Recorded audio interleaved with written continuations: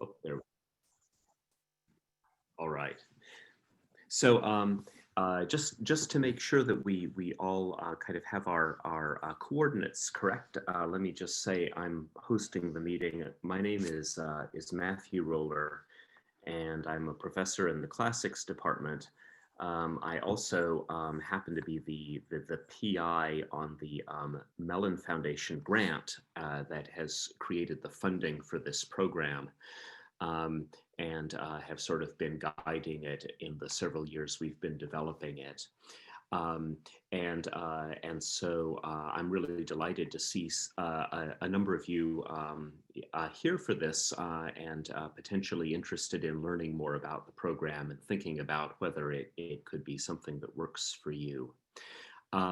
I've got, of course, like any good SNL host, I've got my surprise guests here, or maybe they're not such a surprise. Ian and Tatiana, can you just take a minute to introduce yourselves? Maybe Ian first.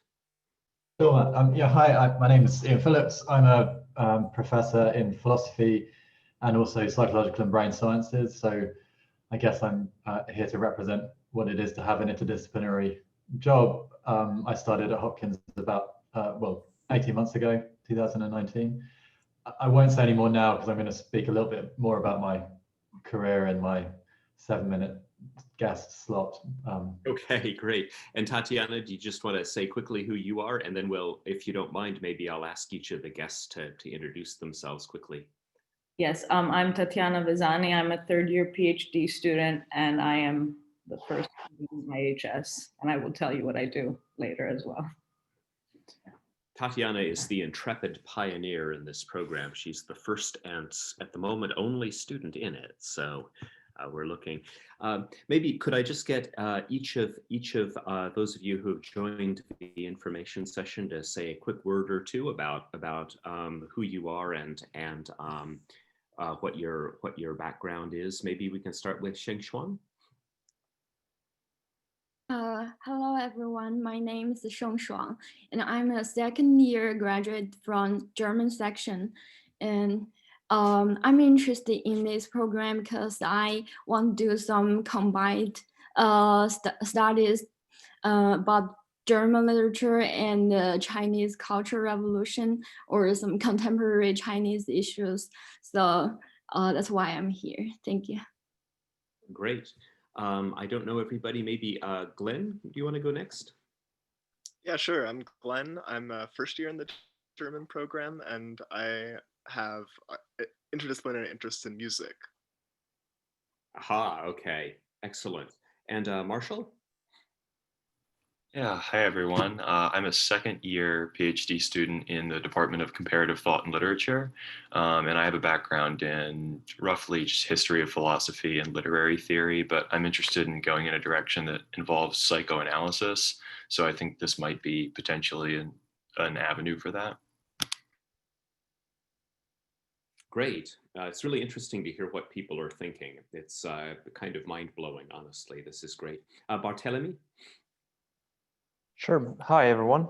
So I'm a student in the Comparative Thought and Literature department as well, first year.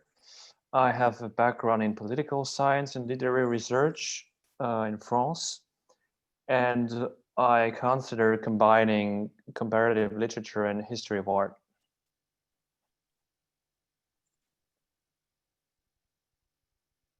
Great, thank you. And Pierre, can I ask you to say a word quick?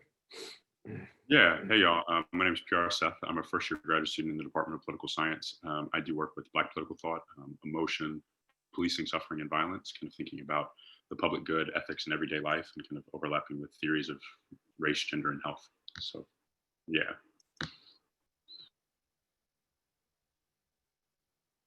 Fabulous, yeah. The social science angle to some of these projects is something that's very interesting and provocative, and we'll talk more about the kinds of bridges people can make in a few minutes. Troy, do you want to say a little bit more about yourself now that we're recording?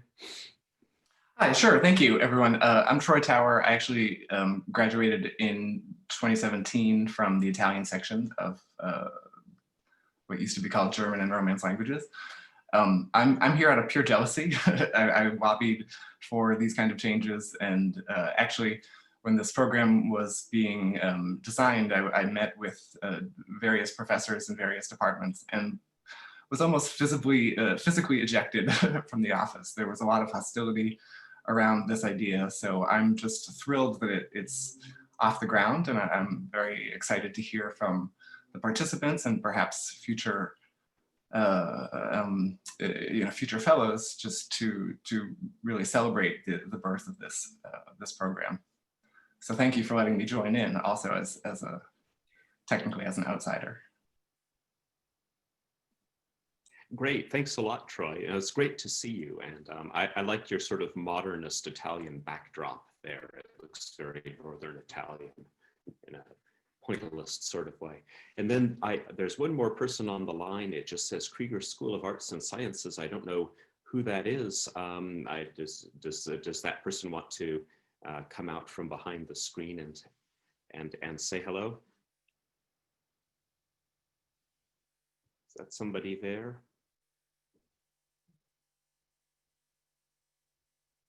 Not hearing anything. Well, we'll proceed. Maybe they'll get their tech kinks out in due course, right? So just a couple of words about this program. As I said at the beginning, it is a kind of a pilot experimental program that was developed over several years. We were actually developed it here in the School of Arts and Sciences at the request of the Mellon Foundation. The Mellon Foundation, as you probably know, is a big funder of humanistic research in the United States. And they actually approached the university back in 2016 and said, we'd like to have a proposal from Johns Hopkins for a program that will, I can't remember quite how they phrased it. I don't think it was disrupt, but it was something along the lines of, fundamentally kind of reground the notion of humanistic research. And that sounds like a pretty big order. And we came up with a few ideas, but this is the one that finally got legs. And the idea here is again, to make it possible for people with humanistic bases to their research to formally combine that with a second, which could be humanistic, which several of you are talking about, literature and art history or what have you. Those are sort of the ideas one might have expected.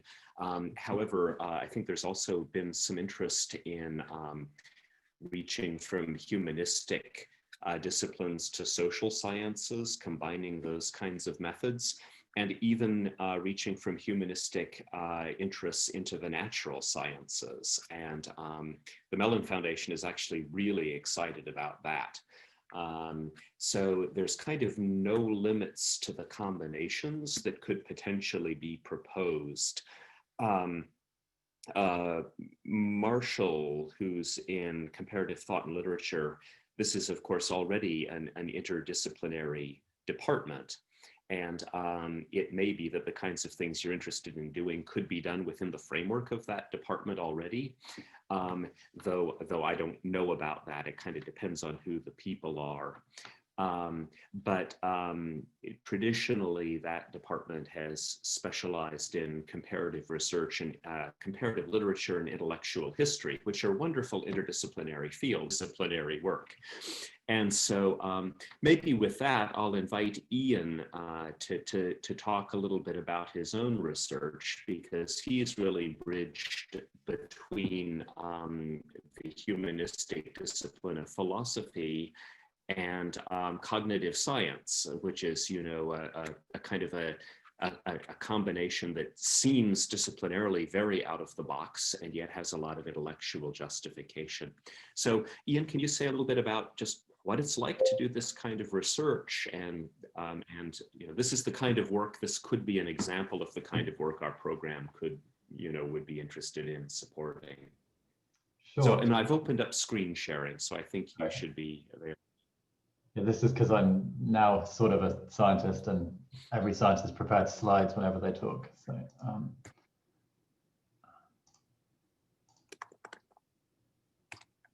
Okay,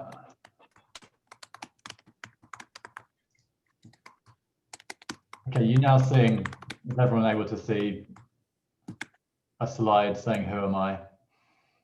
Great.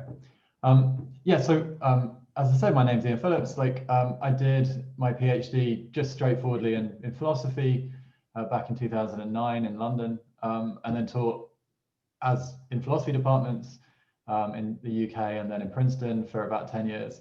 And I came to Hopkins in 2019 and for the first time had an appointment also in psychological and brain sciences. So this has been a really exciting kind of 18 months in my kind of journey. I am really envious too of the opportunities that now exist to do this much earlier in one's career, but I got there in the end. Like my main research interests are, I guess, in kind of issues to do with the nature of perception and the nature of consciousness. So the kinds of things I think about are like, what is it to perceive something? Is all perception unconscious, or can perception occur without consciousness? How do we even know if like some state is a conscious state or not? And then kind of foundational questions in philosophy of science, like, you know, can we actually have a science that studies the subjective, that studies animal or human consciousness?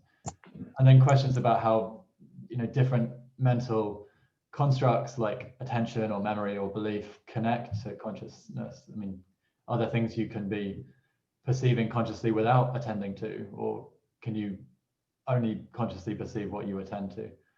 Similarly, like if you have a fleeting conscious experience, but it never gets stored in memory of any kind, does that really possible or count? I'm also really interested, kind of connected to that, in our experience of time, and that's what I did my earliest philosophical work on. That's what I wrote my dissertation on. And then I was reading people like Husserl, and in the kind of British tradition, people like Bertrand Russell and C.D. Broad, who had written about these issues. And I guess the closest really I was getting to psychology was William James and some stuff in like Dan Dennett's work. But I didn't really kind of get deeply interested in psychology until the examiner of my thesis told me that he thought some experiment done in the 1960s refuted one of the views in one of my chapters. And I was like, you know, provoked into doing a really deep dive into that experiment and the subsequent literature, and, you know, decided that this was completely wrong and the experiment had been misunderstood. And so from then on, really, I've been really interested in the ways in which philosophers appeal to scientific results, and in order to kind of make claims or objections to philosophical claims. And then increasingly just interested in the kind of methodology of doing various bits of science. So since coming to Hopkins, I've kind of done a bunch of theoretical work, which really is, some of it's just pure philosophy of perception, some of which is, so the paper called The Fundamental Problem with No Cognition Paradigms is a kind of paper written with a postdoc in PBS about a new proposal for a certain kind of, you know, way of assessing whether people are really conscious or not, and, you know, pointing out a methodological error we see with that. These papers on this condition called blind sight has been a big project of mine lately, and blind sight is a kind of a condition caused by brain damage to the back of your head, where the first centers processing visual information are. And that's been a hugely influential condition in both science and philosophy, because it's alleged that it shows it's a case where people lose all consciousness but carry on being able to visually respond to the world. So they can walk down corridors and navigate obstacles and make judgments about what's out there, even though they're not in any way conscious. And I think the condition's been really misunderstood, but again, I guess that goes back to that provoked by someone saying a view's refuted by a condition in this case. But I guess that, so that's kind of the work I do, and being at Hopkins has given me a huge amount of resource in terms of people to talk to and think with about these issues, and indeed a postdoc to co-write something with.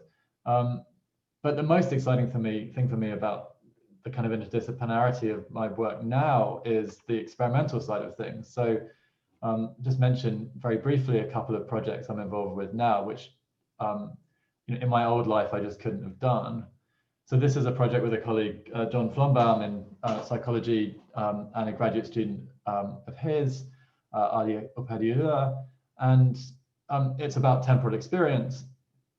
So the first project that we were doing and presented at Vision Sciences conference this year was about how different information in the visual field gets put together into our kind of conscious perception of what's going on right now. And it turns out from the experiments we did that actually it gets put together in a way that's asynchronous. So stuff that is in your far periphery gets processed faster and, as it were, stitched together with stuff that's right in front of you, which gets processed more slowly, so that our impression of the now is actually a kind of not a snapshot, but rather a stitching together of a photograph, as it were, from very recently in the periphery and less recently in the middle of our temporal field. Another thing that I've always been interested in is the kind of a subjective experience of time slowing down and speeding up. The kind of thing you might experience if you had like a bad accident and suddenly time seems to slow down. So we've done some experiments on that phenomenon, really arguing that actually the effect seems to be driven by memory. So it's our memories of those events that get distorted and not our actual experience of them. So that's kind of a long-standing controversy in the philosophical literature, which is like, how could you discriminate those two hypotheses? And we think we've come up with some techniques for doing that. Last thing I'll mention is a new project I'm doing right now with some other colleagues in PBS and a graduate student, Michaela Narka. And that's about the relationship between consciousness and attention. And I think some of you may have come across this because it's very famous. This is a study of a phenomenon known as inattentional blindness. So in this study, subjects are asked to watch a bunch of people throwing a basketball between themselves. And say in one condition, you're asked to just count the number of passes between the players wearing the white t-shirts. And during the middle of this exercise, a woman in a gorilla suit walks into the middle of the group and does a little dance and wanders off. And if you're naive, which I'm afraid you're no longer naive, but there are lots of other versions of this, about half of subjects completely deny ever having seen the gorilla. So this is kind of remarkable when you rewatch it and you see that the gorilla was there for a good number of seconds doing its little dance. And we think, again, there's been something kind of missed about this phenomenon, that it's maybe that less that they don't see anything and that there's no consciousness of something outside of their experience, but that they do really see something being there, but maybe just see it as another one of the black players, the black shirted players, or they're not confident enough they saw it to report it. And so again, we've got some studies showing that people are remarkably sensitive when you force them to guess whether or not there was something there and where it was and kind of what colors it was. Anyway, so these are things that I've long been kind of interested in finding out more about, because these results are often appealed to make these large claims about the mind. And so what really excites me about this work is just getting the details right and finding out about what's really going on. So I just wanted to end with a couple of reflections. So that's what I do and why I'm excited about interdisciplinary projects, but a couple of thoughts about this more generally. I mean, one is that it can just be incredibly fun and rewarding to do this kind of work. There are really different perspectives people bring from different disciplines. So the way that a neuroscientist or a psychologist or a philosopher thinks about the mind and perception tends to be very different. They come from hugely different traditions and have very different emphases. But that has the prospect of meaning that there are just new approaches to one set of issues that have been thought about in one area, or just brainstorming together leads to really kind of novel ideas. And I also kind of like the idea that my work now has a much broader audience than it used to do. So I can go to a cognitive science conference or a vision science conference and I have to tweak the talk a lot, but I can still talk about my work to a much broader range of people. It's also really hard. And one aspect of that is just that it's super hard to be expert in any discipline, let alone enough to be in 2. And for my part, I just had no formal training in psychology. I would sit in on people's lab meetings and try and go to conferences where I didn't understand a lot and read books and so on. And eventually, got there, but there are still large gaps in my knowledge which I have to fill in quite rapidly. It's really hard to kind of even just be on the same page to have a conversation sometimes, unless you have some pretty decent knowledge of how the other person's seeing it. And there are also lots of practical issues, like philosophers don't get taught stats or programming or how to pre-register a study or how to fill out an IRB or any of those things. I'm sure that's true of you too. So it's hard. And that's kind of why I see this program as so valuable, because I just wish I'd had some of those basic training opportunities and ways of learning about a culture and just learning through basic graduate courses and so things like that. And being part of a different discipline whilst I was a student, and not, as I'm trying to develop a tenure file and profile in my home discipline. So I think that would have been amazing. And I personally would have loved to have done this program where I, more than 10 years younger. Okay, that's what I had. But I mean, of course, I'm delighted to talk more about any of those things. Great, thanks, Ian. You actually mention several points that I made mental notes of that I should mention also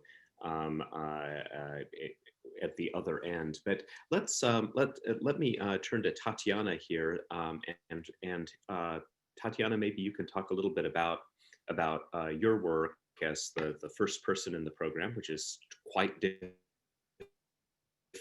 I mean, we sort of expect every tie-up is going to be different, right? No two people in this program are liable to be doing quite the same thing. But Tatiana, can you say a little bit now about your project? Yes. So my project bridges Italian literature and classical studies. So I've focused most of my life, my academic life, let's say, on Italian Renaissance literature, which per se requires a knowledge in classical studies, although I started my studies in Italy and the focus was mainly on the Italian side of this. So then I moved to the US and I applied to Hopkins, and I was in the Italian section and MLL. And when I heard about IHS, I was in a process of realizing that I needed to broaden my scope. And this meant classical studies because I had not been focusing on them enough. And since my research is mostly based on the development of the Italian dialect and just questions of language in the Renaissance, that is, I'm not sure how familiar you guys are with this subject, but that is a central issue and a central topic in Renaissance literature studies, in Italy especially. So when I heard about IHS, I thought it would be a good opportunity to focus on that, since I had done so much work on the Italian part. And so basically what IHS has helped me do is study with more attention the classical aspects, so Latin mostly. That wasn't my strong suit. So I've been working a lot on Latin. It gives you an extra year to do that, which I think is very important, since each program that's already present in Gilman has their own curriculum. And sometimes it tends to be a little like general. So it really helps when you're creating your own let's say, timeline and requirements, because you can focus on what you think you need to do, which is also the difficult part, because you might not know what you need to do for your research, where you want to take it. But the other good thing is that it is flexible enough for you to kind of figure it out along the way. So that's basically what I've been doing. I am only on my first semester of this, so I mean, I don't know where I know where I'm going, but it's not, I don't have a clear picture as Ian has, probably from all these years of experience. But it is very true that it helps to be still in the graduate program and having the opportunity to focus on one field rather than having to do it on your own because you have the support of faculty and graduate students. You get to work with two different departments that usually have very different approaches. So your take on a specific research topic widens as an effect. So yeah, that's basically where I am right now. I don't have a elaborate description, but yeah, this is basically, maybe if you have any questions, it might be more useful. I can focus more on something rather than the other. Yeah. Thank you, Tatiana. Yeah, it might be that we're better off sort of being question driven. I did just want to follow up on one or two points that Ian and Tatiana raised, and then we'll go to questions, to your guys' questions. Right, the idea here is you're not doing two PhDs, right? Who has the time to do that? That would be wonderful if we all lived forever. But that you're making a kind of a custom selection out of a couple of different fields that will allow you to pursue your particular project. And the idea that you're already in your first year or even second year at Hopkins is that you already have a basis in one of those disciplines. And then in your proposal, you'd probably, with the support of an advisor in another department, propose, to do some fairly intensive work in that other discipline as well. And then, you'll probably have exams to pass and things like that, all of which is part of the custom program that you develop with your two advisors. I think one difficulty that we had in launching this program was just trying to get through to faculty that we were not asking people to do two different complete PhD programs in the same length of time. But then when the point was made that you're doing a kind of a custom selection of methods and questions from a couple of different fields to combine in a new way, people who are disciplinary in their focus got all head up because, how can you possibly not do these other things that are traditional in the PhD education in one field? But, our disciplines are human-made. They're not given by God. We can reconfigure our disciplines any damned way we want. And that's what we hope that this kind of work, together with the advisors in the two different fields, can kind of figure out how to do that. So again, the point is it's just one PhD. It's not two PhDs. It's not, two full programs that you're trying to cram into the same length of time, but a combination, a selection that you make together with advisors of a subset of the two fields that will then allow you to kind of scaffold up and pursue the project you want to pursue. So that's the idea. And then people have also said, oh, well, where are these people going to get jobs? Because they're going to be neither nor. And the answer, of course, is in the current environment, people, I think, who have interdisciplinary training are more both and than neither nor. And I'm not sure that the boundaries are as firmly policed as they used to be, nor should they be. The problems we face in our world are going to require thinking outside of 19th century disciplinary boxes. And it's time we start doing that work. So anyway, let me stop here, and I would be happy to entertain questions, general practical, for me about the program, or for Ian or Tatiana about their perspectives on interdisciplinary research. I think it's time to hear from you guys. So let me stop here, and anybody who wants to pose a question, we've got half an hour. We've got some time, I think, to hear from, try to address whatever queries you all have. So who'd like to start? Feel free just to speak up. It's not that big a crowd, so.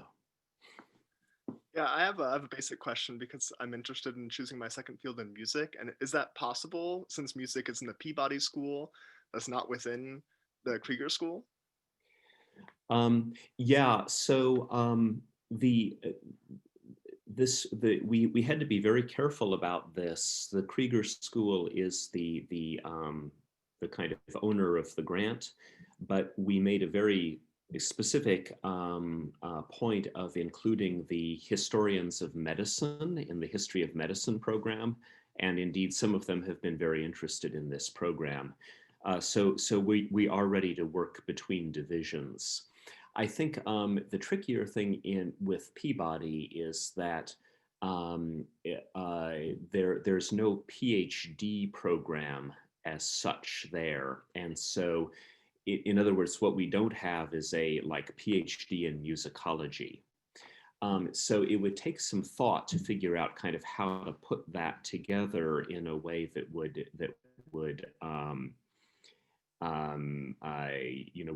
the language of the grant is we combine two PhD fields.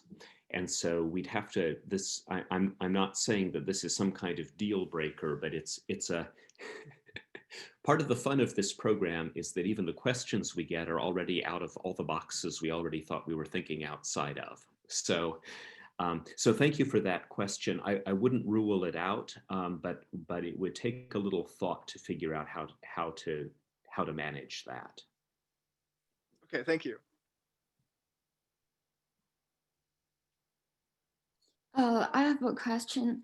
So I'm interested in Chinese studies, but I know there's no graduate program in Chinese studies. So the approach of my potential research could be sociology. So I don't know if I have to pass the exam in another field. The exam about Chinese studies or the sociology. So you're thinking that you might have a sociologist who would be your non-German advisor, is that right? Yes. That you'd have somebody from the German section and then someone from sociology who would be the people who would be kind of helping you develop the proposal and shepherd it. Yeah. So this may seem like a cop-out of an answer, but I think the response to that would be that it's sort of up to you and your potential advisors to figure out what the shape of the program ought to be. I don't know whether you see yourself as actually developing sociological expertise, or is it just that the person who can help happens to be in that department? I mean, I didn't have any background in sociology, but the topic I'm interested in is actually in that field, like the cultural revolution and the urban history, and those topics are in the field of sociology. But I didn't have any background in that, so I don't know. But those usually those are the fields in Chinese studies. But there's no graduate program in Johns Hopkins, so I don't know. That's right. Yeah. Well, I think that what you would need to do is, open up a discussion with each of the faculty, and this goes for everybody. In order to make an application, if you've read around the site, there's some detail on what you need to do to create an application. But it really is a collaborative process between you as the researcher in training and the two sponsors that you've identified, or the two kind of directors, mentors in the different programs who would be overseeing and supervising and evaluating your work. And so I think that for you, Sheng Shuang, the thing to do would be to talk more intensively with your potential sponsor in sociology about what really would look like the right kind of training for the Chinese Cultural Revolution side. and then at some point get that person together with your German sponsor, and have a sort of a collective discussion about how you might, frame a proposed course of training and research project emerging from that. I mean, that's kind of the self-designed part. It's not truly self-designed because your faculty sponsors are integral to affirming that what you're proposing to do, will be supported by the right kind of training regime to get you there. Including possibly custom exams of some sort. I mean, it's a very hands-on process, but I think you're asking the right questions. I would say this is the time to deepen those discussions with your sponsors or your potential sponsors to see what's doable and what the framework of that would be like. Okay, thank you. Yeah, I also have a question that's sort of logistical like the other ones, specifically how an IHS application would work with a sort of compound department like MLL. I know, for instance, that like Tatiana is doing something in Italian, and probably working in the Italian language and with professors who specialize in Italian literature. But I'm trying to account for the fact that there are some professors who are specialists in certain like theoretical methodologies that are not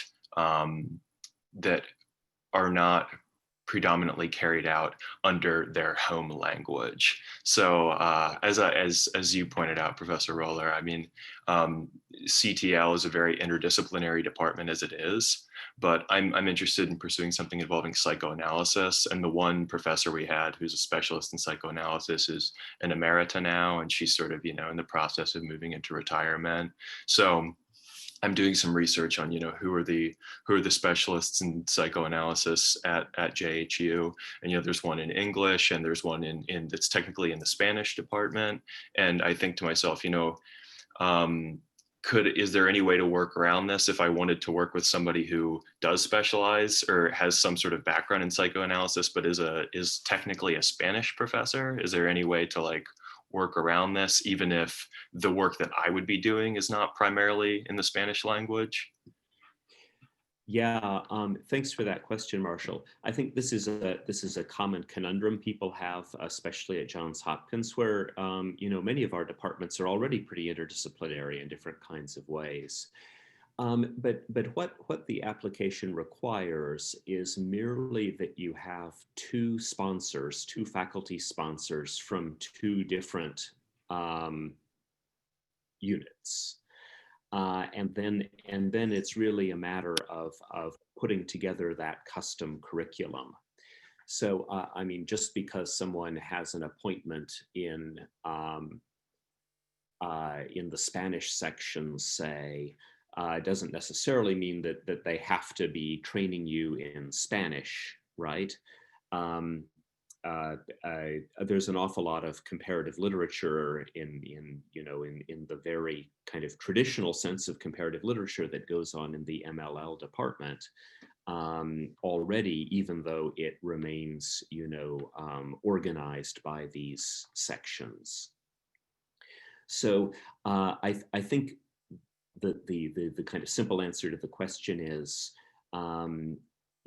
you need your sponsors to be from two different units. Otherwise, you would do it within one department, right?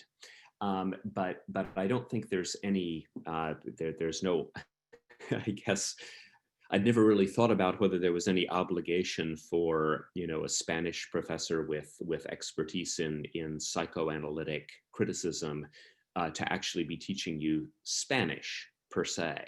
And I don't think there is. Just to let you know how the application process works is that when we receive these proposals, these applications, there's a committee of people who are all, there's a list of them on the website for this program under the Alexander Grass Humanities Institute shell.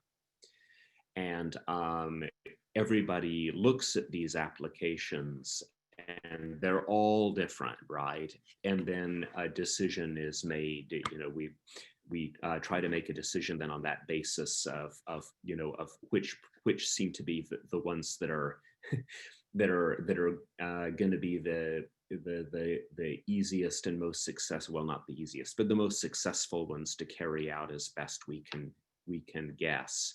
Now, last year we only had one application, which we liked. So if we wind up with several this year and we have to choose among them, that will be a new question for us. But my point is just that the application will really, you know, everything is evaluated individually, and I can only imagine how challenging it will be to weigh, you know, totally different kinds of proposals against one another if we can't, you know, fund them all. But it's you and your two sponsors, your two advisors, and the program you collectively put together. That's kind of what we're looking at. I think probably more than, you know, the official departmental affiliation of the people involved. I hope that wasn't so long-winded that I lost the thread of the question, but I think it's more the individuals who are involved and their expertise and what they can train you in than their exact affiliation, except for the fact that they do need to be from two different departments. Otherwise, you would be doing the PhD within the department, right?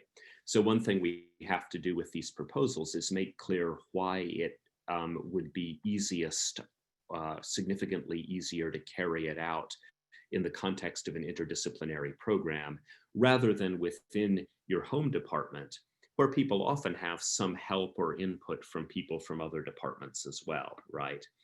But you know, nobody would doubt that a political science dissertation is still a political science dissertation, even if it's in political theory and maybe a philosopher is involved. That's one thing. It would be another thing to put together a proposal that explicitly bridges, say, political science and philosophy. And then the question would be, well, why can't this person just be a political scientist who has a philosopher involved? Why does it really need to be in this interdisciplinary setting? So those are the kinds of questions we wind up having to ask. I don't know, it might be, Marshall, that there could be a way that you could do this under the umbrella of your own department, simply involving that faculty member. But that would be something, again, I think as you continue your discussions with your potential sponsors, it might become clearer whether it's something that you could do within your own department and take your PhD in, I think the PhD in CTL is just called Humanities, where you have input from other faculty, or whether you really need to be in a program that sits outside of the departmental box. So those would be things to consider. Happy to talk further about this as it goes along, but I think now that, again, the next step for you would be to talk more intensively with your potential sponsors and see what the best way to kind of put that structure together is. Okay, other questions? Yeah, so I have two questions, if you don't mind. I think the first is kind of in regard to the title of the degree program. And I was thinking of that in particular, kind of, should we think of the program functioning more as a kind of dual, kind of joint degree? Because I was thinking of this in particular, given some of the faculty that I was interested in working with. Some of them happen to be also appointed in multiple departments. So for example, someone like Sasha Turner is appointed in the history of medicine and the history department. Someone like Dina Das does a wider range of things. My current advisor is appointed in political science, Bachelor Weaver in political science and sociology. So I guess I was thinking about, in particular, if I was interested in not necessarily bridging just two departments or kind of two disciplines, but the faculty themselves kind of working across multiple departments. That was the first thing that I was thinking about, what that might look like. And I think the second question that I had was in regard to advising, if, you know, and I guess this might be thinking kind of later down the line, thinking about a potential committee Is it also possible to, if you are interested in, maybe bridging multiple disciplines, say political science, history, philosophy, and, maybe the history of medicine, in my case, would it be possible to assemble a committee of, faculty members from, 3 or 4 different departments, kind of later down the line, if you didn't necessarily see yourself as just working with 2 particular kind of faculty members? So. Yeah, well, I think so. The way we wrote the grant and the way it was sort of approved by all the entities that have to approve new programs, which I have to say was an absolutely horrendous nightmare process to go through. There are 7 different discrete levels of approval within Johns Hopkins, and then it has to be approved by a state regulator. Even though Hopkins is a private school, its degrees are still subject to state regulation.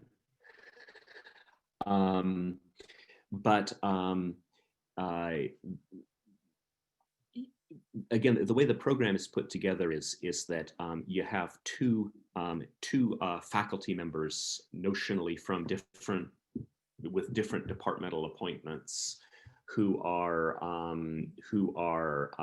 working with you to develop a program of training that will support your research and will see you through with it. And if some of those faculty are already interdisciplinary, I think that that's not a problem. Even people who don't have multiple appointments are often quite interdisciplinary already. But the main thing is that the proposal that you submit for your course of training needs to be something that makes sense as a way of building the skills you will need to carry out your research project.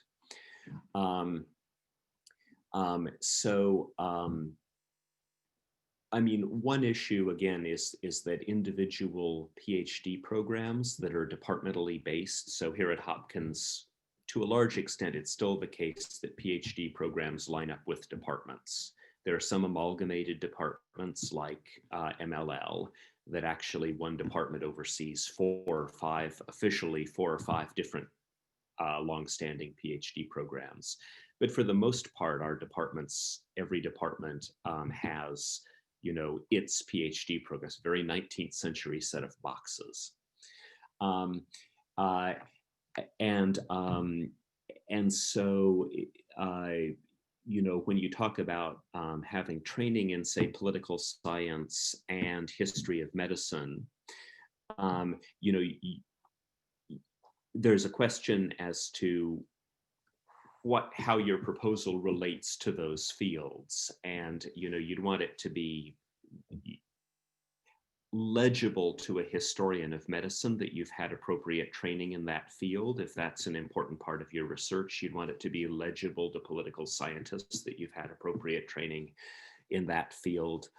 So I guess I think you don't want to diffuse your focus so much that you're kind of everywhere and nowhere. That's the only thing that worries me a little bit about what you're describing. As for the committee, we envision that the dissertation defense, the graduate board oral, would have on the committee both of your advisors who have been seeing the project through all the way. But those committees always have 5 examiners, and so your advisors would work to assemble the right group of people to make sense out of the project that you're pursuing. And those can be faculty from anywhere in the university. And in fact, they might even be people who have contributed to the project along the way, even without being formal advisors. So the committee answer is easy. You have to have 5 people, and the more faculty you're engaged with, probably the better. But we do, the proposal would require, having 2 sponsors who both authorize that the project being proposed is suitable for what you want to do, and that you're learning the right disciplinary skills of the disciplines you're involved in. Again, maybe too long-winded, but did that sort of address your question? It does. Thank you so much. I appreciate it. Great. And did I answer your second question too? I'm now losing track of whether I responded. Okay, thank you.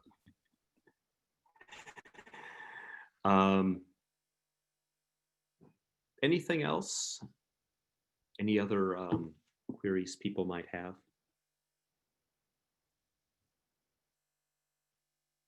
The deadline for submitting the application is on the website. We updated it for this year. It's in early February, so kind of roughly speaking, you have 2 months from now.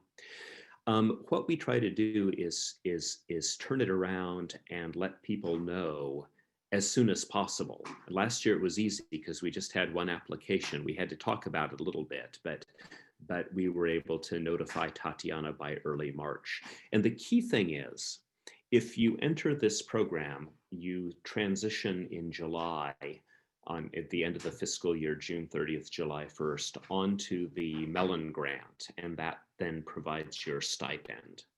And you exit your home program's support. And one thing departments want to do, and we want our process to support that, is that if say PR, you're officially in political science right now, right? So suppose you or any of you were to enter this program, all of a sudden political science would have a funding line that pops open, right? They had that committed to you for the next few years, and bing, suddenly it's open, and they'd love to backfill it in the same admissions cycle, right?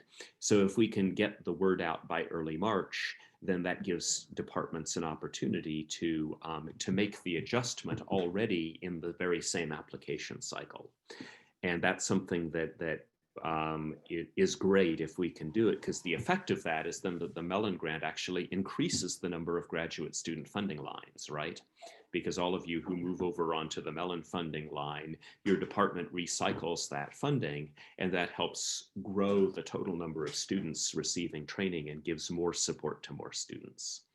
So that's the timeline. The applications due like in the first week of February, and then we would try to turn it around within 3 or 4 weeks for the sake of the departments.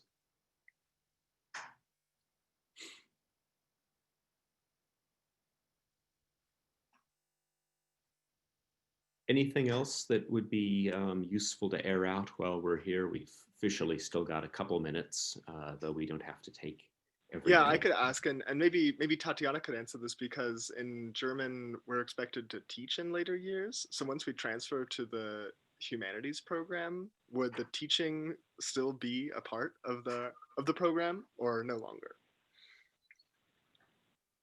So I actually started TAing my first 2 years, so I had that, but you have to officially teach 3 semesters once you get into the program, and you can choose in what field you want to do that. I'm going to probably focus more on classics since I don't have any experience, but I think that's up. I mean, Matt, if I'm wrong, you can jump in, but I think that that's pretty free. It's just, you could also do the Dean Fellowship to bring your own project. Yeah, so the program, the IHS program only requires 3 semesters total of teaching. And some people conceivably coming into the program might already have done some of that teaching in their original home department. But because there's kind of more to learn and it's more complex, we didn't want to load people up with too much teaching. But I think it is important to think in terms of the idea that you would potentially be TAing or teaching in both of your in both of the units that are sort of the home department of your faculty, because that's kind of the point in a certain sense. Is not only the kind of research you're doing, but you can also sort of communicate that to students. And of course, then down the line, nothing, even when the IHS funding runs out, we of course fervently hope you have a dissertation done or nearly done at that point. But for many people, they need another year. The Dean's Teaching Fellowships are, all of those sort of regular possibilities for people to extend their funding with additional teaching are open to people in this program. This doesn't change that at all. And I need hardly say, I think the kinds of DTF proposals that would come out of scholars in this program would be particularly interesting and exciting. And so so you don't lose out on any of those opportunities. You're simply on a different funding line pursuing your custom program, but you don't lose out on any of those other opportunities either.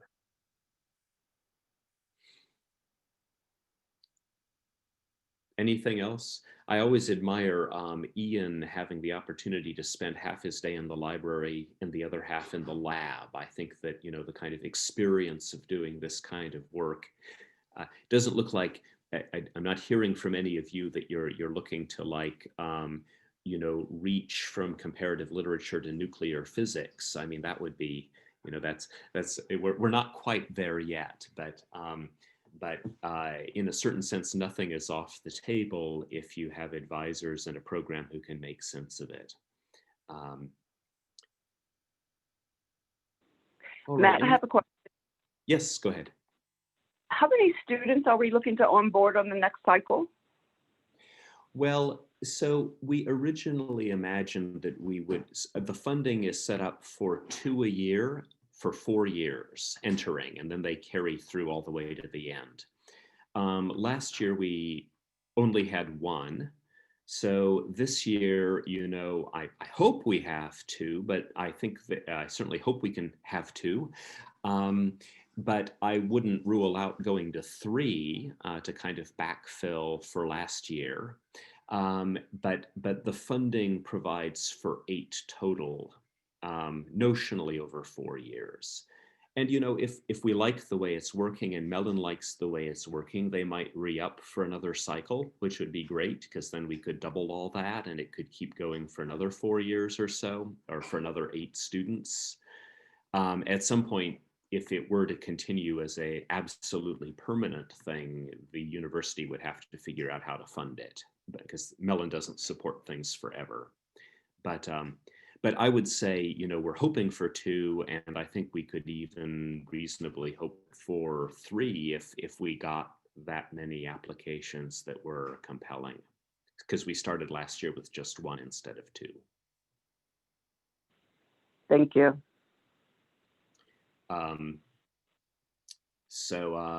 Yeah, that's kind of how we're thinking about it right now anyway. So. Okay, well, we're at time. I don't want to keep people if they have other things they need to do. If you have further questions for any of us, you know who we all are now, and you know how to reach us. But again, for all of you, if you're thinking seriously about this, you know, I would say that at the point at which you have a sense of what your own project might be and who the sponsors would be, you know, it's 2 months before the application's due, but maybe before Christmas, it would be good to reach out to your potential sponsors to talk in a little bit more focused way about what something like this might look like in your case, and see how that conversation causes your ideas to develop. If you wait till the end of January, it's probably putting too tight a squeeze on it. So I wanted to do this session now and not wait until any later.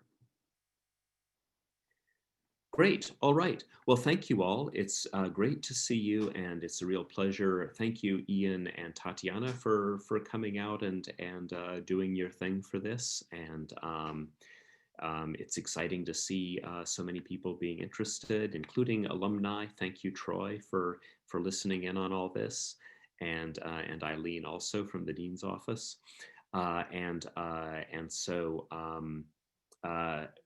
I hope everybody has a good end of the semester, and I hope you continue to have exciting thoughts about the kind of interdisciplinary work you might be able to do, whether under this framework or even in your own department, still being interdisciplinary. Exciting projects that all of you have potentially in mind to do here. Okay. So we'll gavel this to a close. Thank you all again very much. And feel free to reach out if you have further questions for any of us. We'll be happy to answer in whatever way we can. Thank you, Matt. Thanks so much, everybody. All right, take care, everybody, and see you later. Bye-bye.